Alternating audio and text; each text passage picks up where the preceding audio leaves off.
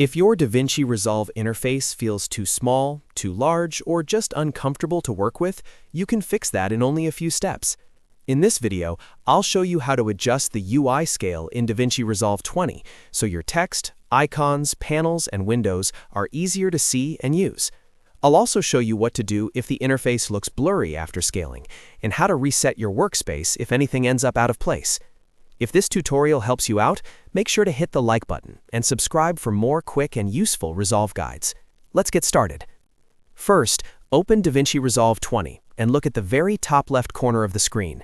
You'll see the DaVinci Resolve menu there. Click it to open the drop-down list. From that menu, choose Preferences. If you prefer using a shortcut, you can also press Ctrl and comma on Windows or Command and comma on Mac. That will take you to the same Preferences window.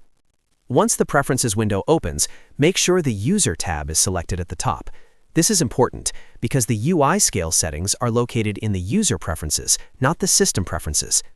After that, look to the left-hand sidebar and click on UI Settings. This is where Resolve stores the appearance and interface options that control how the program looks on your screen. Now move over to the main panel and find the UI Scaling drop-down menu. This setting controls how large or small the overall interface appears. Depending on your monitor resolution and personal preference, you can choose a scale like 100%, 125%, or 150%. If you are working on a high-resolution display, increasing the scale can make the interface much easier to read. If you want more screen space, a lower value may be better. Pick the option that feels most comfortable for your workflow.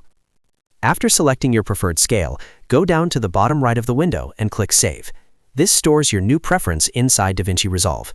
But the change will not fully apply yet, so the next step is very important.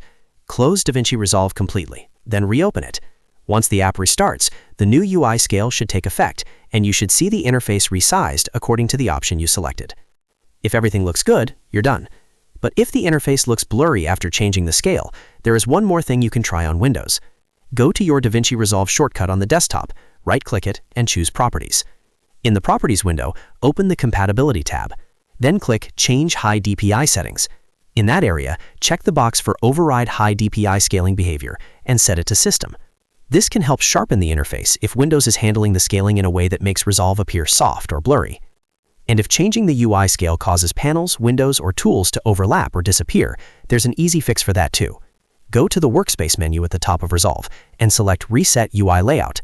That will snap the panels back to their default positions and help restore the workspace if the layout gets messy after resizing.